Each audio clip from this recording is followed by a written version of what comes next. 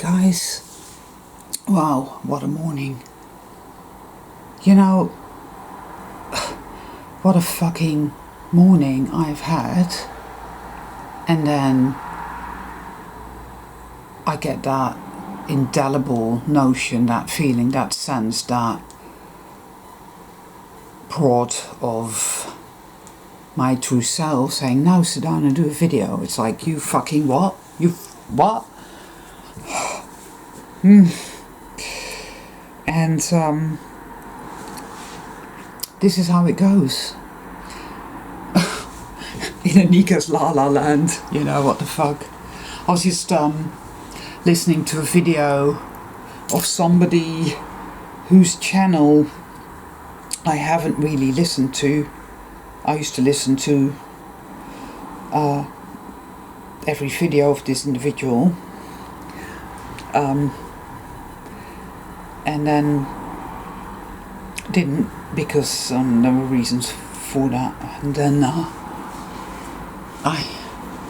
something happened this morning that I won't go into, but it caused me to go through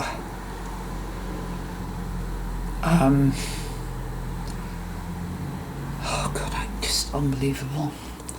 It's just so difficult, right, to put anything into words nowadays. It really is.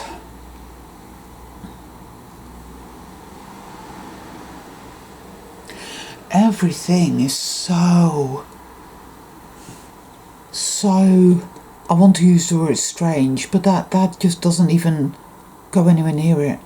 It really isn't. I mean, I'm sat here right now and I'm looking at the sky, and remember what I said in my last video about chemtrails, and that remains my truth. But it doesn't take away anything from the fact that the skies are just all fucking fucked up.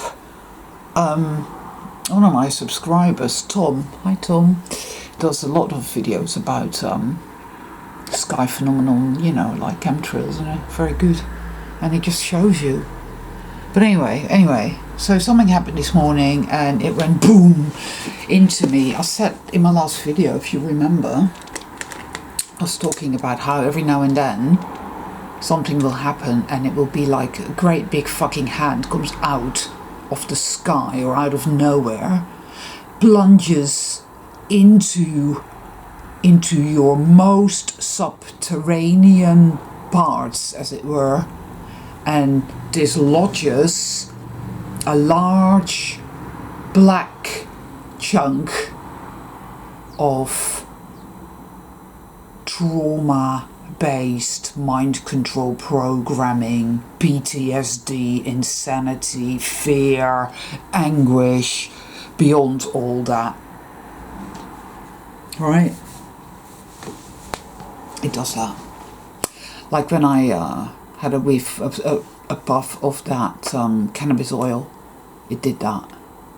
I mean, I was on the floor that time. I was a gibbering wretch. The fear was so beyond anything I'd ever known. Well, actually, that is not true. I had known it, and I had travelled through that.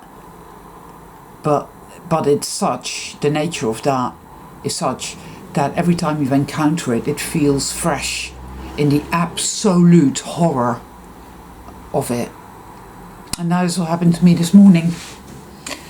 And well, I thought there was a reason for that, but it turns out it's unlikely to be any reason for it at all. And then I was like watching that video, and it was actually very, very good, and I was really pleasantly surprised, and it cheered me up a little bit as well.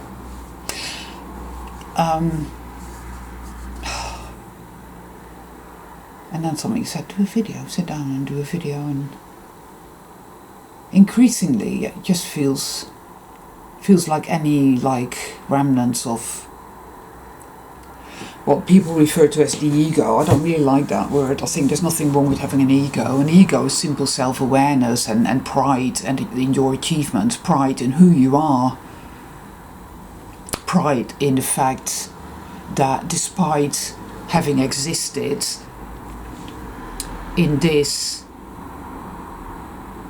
fucking Mauthausen concentration camp your whole life, that you have maintained your integrity, your morality, and by this I mean true morality, okay?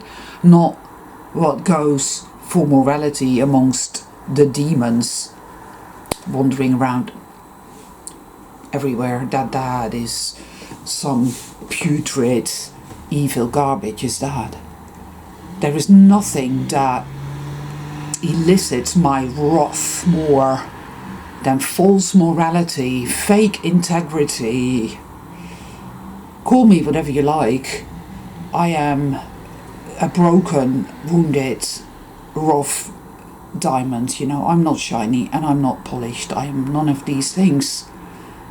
I have a lot of issues. And that terrifies me, actually. Even saying that terrifies me, because I'm sat here saying that and it's like, well, see, you're never going to get anywhere, you're never going to get anywhere. I'll get to the point with that. That voice, right? That voice, I call it the Punisher. The Punisher, because that's what it is. You know, I started out some years back talking about the Dark Generator. For those guys who have watched all my videos, guys, women, I don't know, maybe some budgie is over there watching, some budgie or some fucking parrot is somewhere watching my videos, and you know, anything's possible. Anyway, like you'll remember me talking about the Dark Generator, which is this constant stream of negativity whispered into your, and the Black Hand. And so the Black Hand is a bit like the eye in the tower in Mordor, right? It's just a pervasive, energetic thing of malice, of the intention of harm and hate. It's the nothing, you know, in the never-ending story, it's the nothing. But it has minions. So you have the Dark Generator, which is the voice, you know, so in Lord of the Rings, the creature that comes out of the gate of Mordor at the end, you know, when they go there, and that holds up the mithril vest, is the mouth of Sauron. Remember that, guys? Well, that's your Dark Generator. But there's another part of it as well, and I call that the Punisher.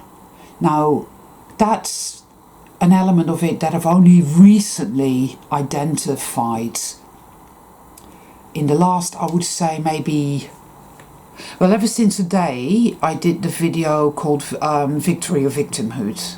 That was the day where I became aware of what I now call the Punisher.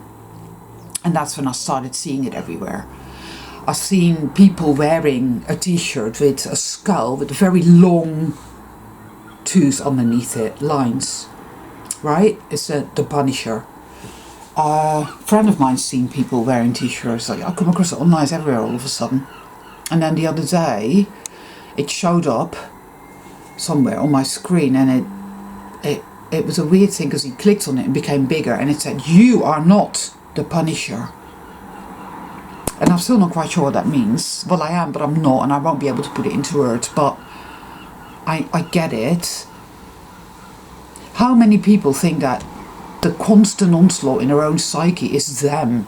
And how many memes on Facebook will support that notion? That, oh, it's you, you're doing this to yourself, and it's you.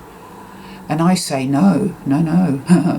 Do not listen to the false light. Do not be deceived by the false prophets and their false memes and the garbage that they spout out on a daily fucking basis. Something inside of you will always know. If you're a true soul traveler, something inside of you will say, yeah, that's evil, man. That's fucking nasty, gaslighty nonsense. But what I do know is that there is a part of us that is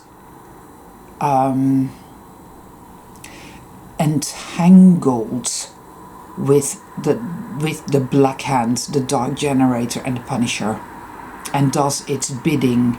Not because this part of us is evil, but rather because we have been spellbound, and I've spoken about that as well.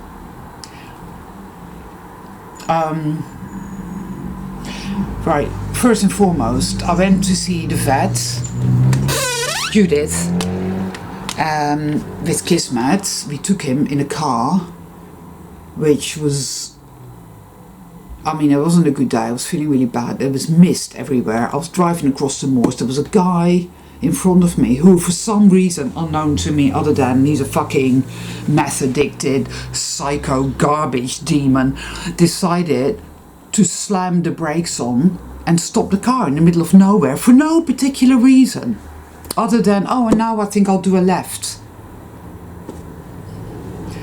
I didn't have time to get out of the car and physically deal with this motherfucker, but I would have. But there was a kiss and there was this and that and the other, but I had to slam the brake down. It was a nightmare. Anyway, got back in the car, made it to the place where this lady lives, and she's a really nice lady. Yeah, she's you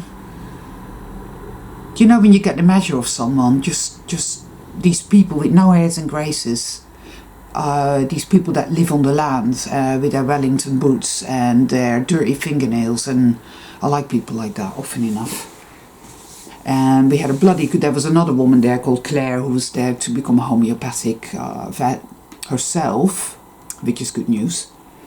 And she asked if I minded her being there. I said no, that's fine. And they both had really good energy. Turns out they're not jabberonied either, and they totally see through the whole, you know, and all that was very, very good. Didn't cost much. She examined his hock. She said that my other vet had not bothered to email the x-rays across. Why am I not surprised? And she said, but I won't need them. And she, you know, she had these hands. There's something about people's hands. I always feel that people's hands tell me a lot about them. I always watch people's hands and how they move their hands, and it tells me a hell of a lot. Like, you get these really coarse people with, you know, NPCs, and they're very coarse, and they have coarse hands, and it's like, oh, I don't like your hands. This woman's hands were brilliant. They were the hands of a very sensitive, intuitive person, but also a very practical person, similar to my own hands. There was a squareness about them. The fingers were not long, not short, but not long like my own. I have quite short sort of fingers, but never cone shaped. And I could tell that she had this power about her, this good energy, powerful energy, and I liked it. And she was feeling his hock, and she says, I don't need x-rays, I feel. And it seems as if he's had a break or something in the past that just hasn't healed properly, and it's become inflamed. Now, we had an accident 3.5 years ago, and I took him to the vet, and they said, oh yeah, it's just a bit of crepitus, but it's all fine. And he never limped, see, so I never thought anything of it, because I brought him back after that, and he was fine. He was up and he was out, and he was just his usual self, so I never noticed any difference. Anyway, we've started him on a remedy. You know, in order to choose a homeopathic remedy, you have to talk about the person, because you have to match a homeopathic remedy with the personality of the person, or the cat or the dog, you know. And so we spent quite a long time talking about Kismet and what sort of personality he has. And he's a very amazing cat, and he's a soul traveller, you know. He's very intense, and he's really going through the purgings and all that. He's very intense, and he's suffered a lot, really, because, you know. So yeah, so he's had his remedies, and now it's a case of waiting till the end of September, and then I will get back to her, and we'll see. And I won't be taking him back to the other vet ever again, ever, because in hindsight, and again, this has shown me things that I needed to know. This is the new level that I'm on now. You know, this is always what happens to me, and it's always been this way for as long as I've been walking this path, which really sort of is my whole life. But the last 8 years especially have been a very aware walking this path. I've been walking it in more and more awareness and understanding. You know, the whole Gurdjieff quote I left beneath my last video. Again, this is very true, very true. Consciousness develops consciously. It cannot unconsciously, oh, and then it just happened and I was over there and everything worked out and everything was fine without me having to do anything, and it just happened and somebody came and saved me or rescued me. It's not like that. It's not like that at all. We are our own saviors, you know, and that's it. I cannot save anyone else. I can only save myself, and it is not my duty or my responsibility to save anybody else, you know. And we all want to, but we cannot. Not even our own cat. It's a painful thing. It's very painful, but so that's that. And then of course today happened, and then this thing happened. Well, it didn't actually, that's just it. It sort of seemed to happen, but it didn't. I don't think it has. And boom. I mean, wow. I mean, I was shaking with fear. Abject, horrifying evil always wins, and there is nothing you can do. The Punisher, which has been at me for the last 4 days in such a... and the only word I can use for it now is satanic. Not because I believe in Satan as such, you know, it's not a religious thing, but it's more like a John Keel, because he wrote a book, I think it's called The Eighth Tower or something, and it conveys a feeling. And when I went to pick up Kismet from the vet, the other vet, the shitty vet, the Jabaruni vet, the toxic psycho vet, it's in an area that I particularly dislike because it's very dead, and that sense of that place was very satanic. It's full of office buildings, and there's no parks and there's no trees, and it's a very bad feeling, and it came with us. It came, we went to pick up kids, and it took forever for them to get him ready that time, and it was like it just took forever, and it was all just horribly wrong, but it was meant to happen. I know there's so many people that think that when bad shit happens and it's really, really horrifying and really, really difficult and really, really obstructionist and really satanic, it's like, oh, this means we've lost, this means evil's won, this means we've been defeated. They draw all these conclusions, which, yeah, you may well do that. I do that as well, by the way, I do, but there's always another part of me that says, Anika, you do not have to think this way, choose this way, feel this way, exist there, because it's self-torment. It's our default state, you know, it really is, and it's done to us. We are forced into that mindset, into that whole consciousness hack. Because, and I'm sorry if this video is really rambly, I always say that, don't I, and always are rambly, but somehow I managed to just about get to the point. But I was having a chat with a friend, Emma, about this, and it just came out of my mouth, and I was aware of me saying it, but I thought, well, where did that come from? But then I knew that anyway. God, the sky is literally just insane today. I mean, I could turn the camera around, but you wouldn't, it's not a great camera and you wouldn't really see it, but it's like a checkerboard, and it's all like just really fucking weird. Anyway, see, the key issue, if you want to call it that which lies at the very heart of it, is that the program that evil always wins and there's nothing you can do, right? So once you enter that chamber of your inner, and it is of course directly related to the outer. The inner is the outer is the inner, you know, it's like that.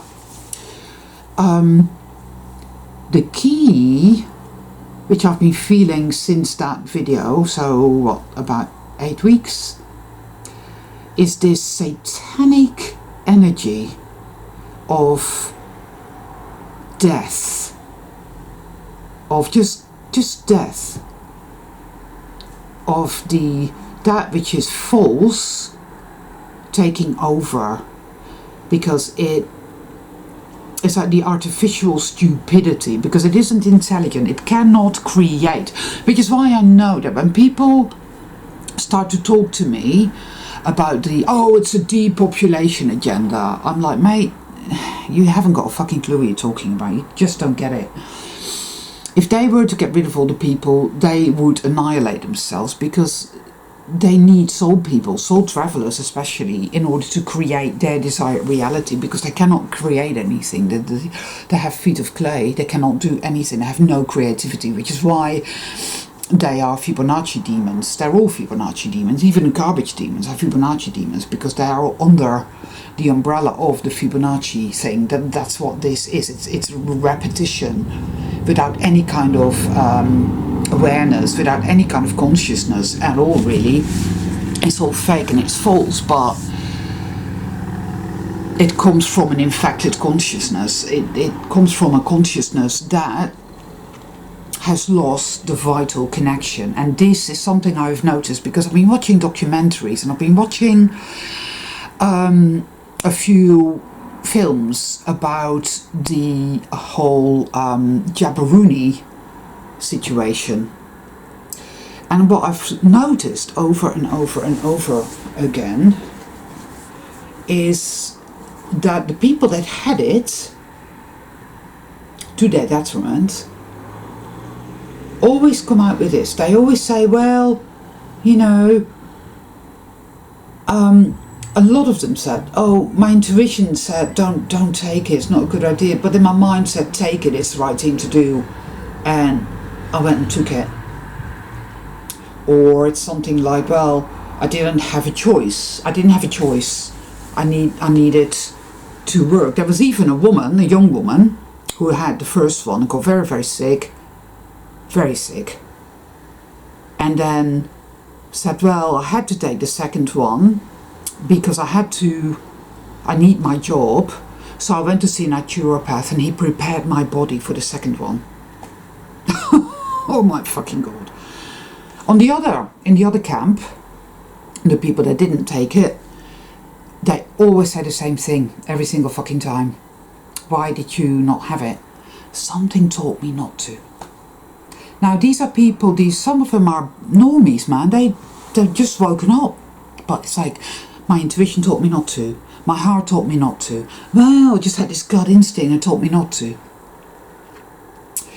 So you get people that have, despite existing in this evil, satanic concentration camp, which has fucking done a number on us like you wouldn't believe, precisely because of what I'm going to say now.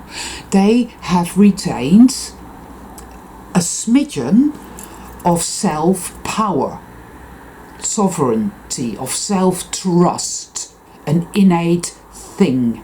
It has remained within them. The other camp, well, something told me not to take it, but then, the mindset to do it, and I went along with that, are people that have almost lost that now. And that they just fell for the whole thing. See, the name of the game, the Black Hands, the Dark Generator, the Punisher, the Punisher is particularly violent, full of violence, hate-filled vitriol. It feels extremely, I would say desperate, but that's really not quite the word. It's beyond that. I've never known anything like it, right? The last 5-6 days have been really bad, really bad. And for the first time in ages. I don't normally take homeopathic remedies, but there are homeopathic remedies for demonic and psychic attack. There's something called Stramonia, I think, is pretty good. Anacardium is just what I took. It's very good for intrusive thoughts and stuff. But again, you need to first, you have to really know yourself and where you're at and how you're feeling and what kind of person you are and this, that and the other in order to find the right remedy. But lacacies is not a good remedy. Or Nux vomica, believe it or not, is good for some things. But I took some anacardium because I had to, because it was at me. I mean, it was relentless, telling me that you're a worthless piece of shit. You are a worthless piece of shit, and you're utterly powerless, and there's nothing you can do. You're so disgusting. I mean, it was really bad. I've never ever known it this violent. I felt like I was lying on the ground and I was being kicked to death by a bunch of demons. Like, you get this, like some guy lying in an alley and they're just kicking and kicking and kicking and kicking and kicking. And there was a piece of me, a part of me, which I call the passive aggressive element, which it's, in a way, it's entangled. It believes without any doubt in the power of evil, and that, well, I'm just gonna have to allow myself to be kicked to death because there's nothing I can do, there's nothing you can do, there's nothing you can do, and it's just insane with rage and all of that. And I've encountered this part of myself. Every layer that I've cleared, first there was all that hate and all that rage and all that passive aggressive. Passive aggression occurs when you've been violently abused and assaulted. Even, violence is violence. It doesn't have to be physical, verbal abuse is violence, mental abuse, gaslighting is violence,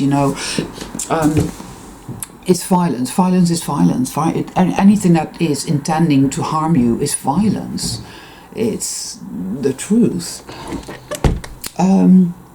So passive aggression is where you live in a world where you are violated and brutalized beyond your comprehension, beyond language, but you're told that that is not the case, where you're told that this is natural and that's good. And how many people say, well, that's just the way it is, that's just, everything's fine, and that's just the way it is, and you just have to obey the law, you just have to do as you're told, and you just have to comply, and we'll comply our way out of this, and if you just do what they want, then they won't harm you and it'll be okay, and if you just let them put that stuff into you, then you'll be okay, you'll get to keep your job. And this is what we're surrounded by every day, right? So yeah, we're going to be passive aggressive. That's just part of that, because we've lived our whole life thinking, believing, albeit on a very subconscious level,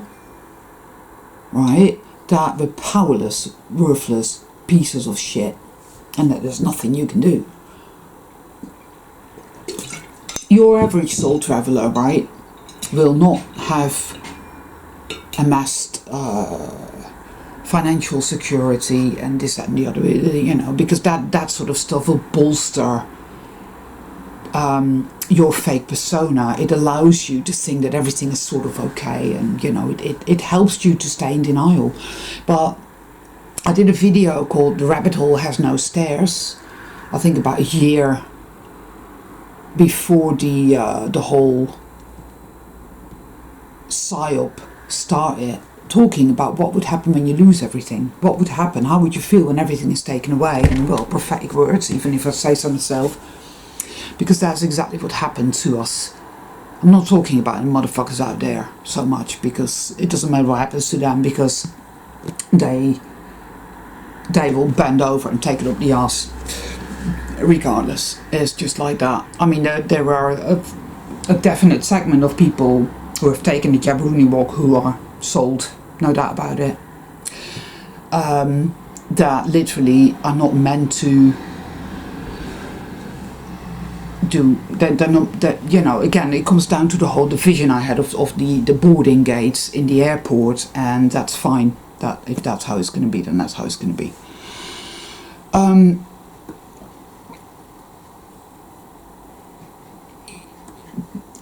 People are dropping like flies. There's absolutely no doubt about it. I mean, I've seen it with my own eyes, and round about the neighbourhood. And a friend of mine, whose husband is a tree surgeon, came across this woman who had it and lost all her fingers. Yeah, well, there you go. But I can guarantee you that every single NPC pretty much has had it.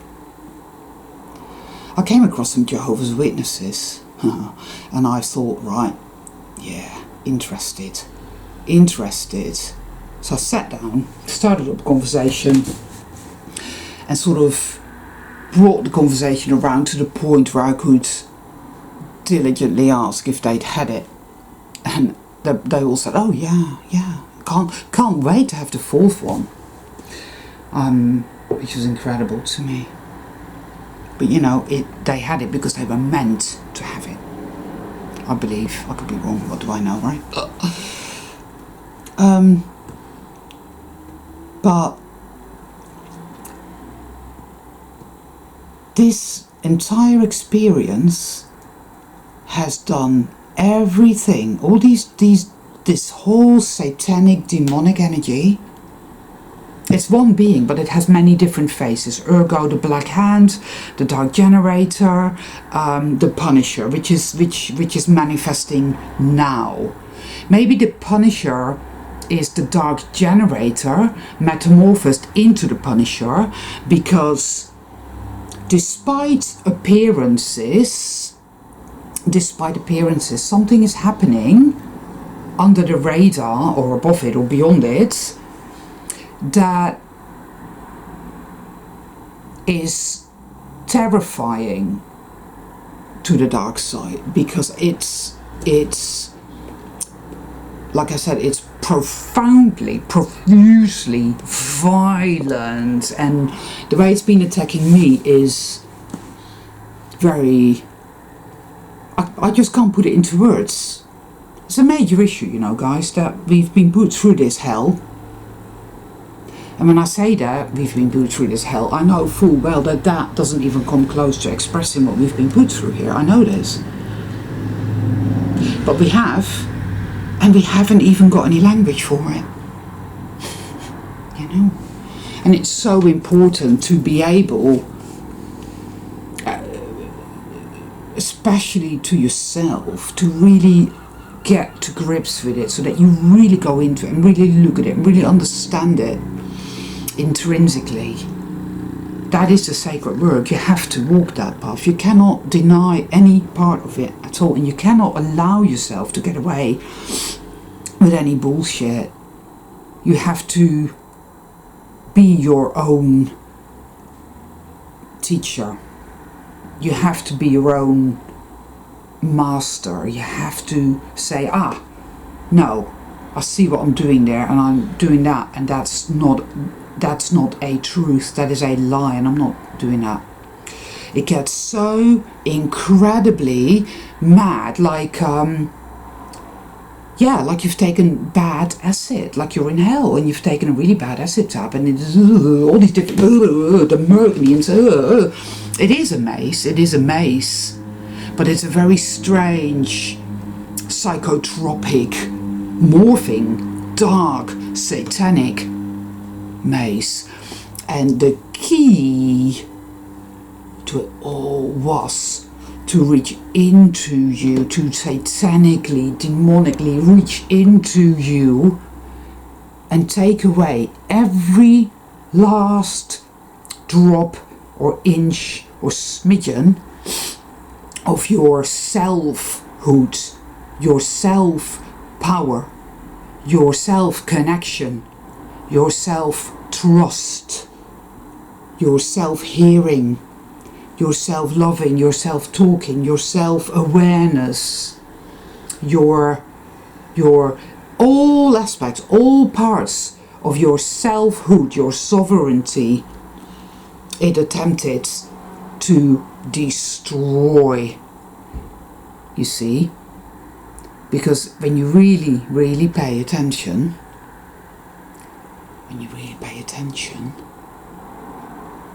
to the world around you, as well as to what's going on within you,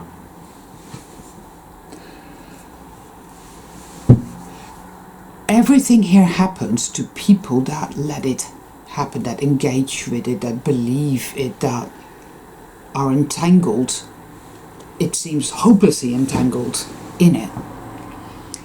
Because a person with a strong selfhood just no, it's not going to happen. And this is what is happening to soul travelers. We are taking back our selfhood, our self-power, our self-knowing, our self-trusting, our self-seeing, our self-understanding, everything, all of it, everything, the whole thing, everything that we are intrinsically, and we are so multifaceted. Evil therefore is also multifaceted, because it wants to be us. But like you have true green lush grass, soul traveler, evil is the plastic grass that you buy in Home Depot, or in this country you'd buy it at B&Q. You know, they buy plastic grass to put in their garden, and then sit there and profess to love nature. They proliferate plastic, rotten death.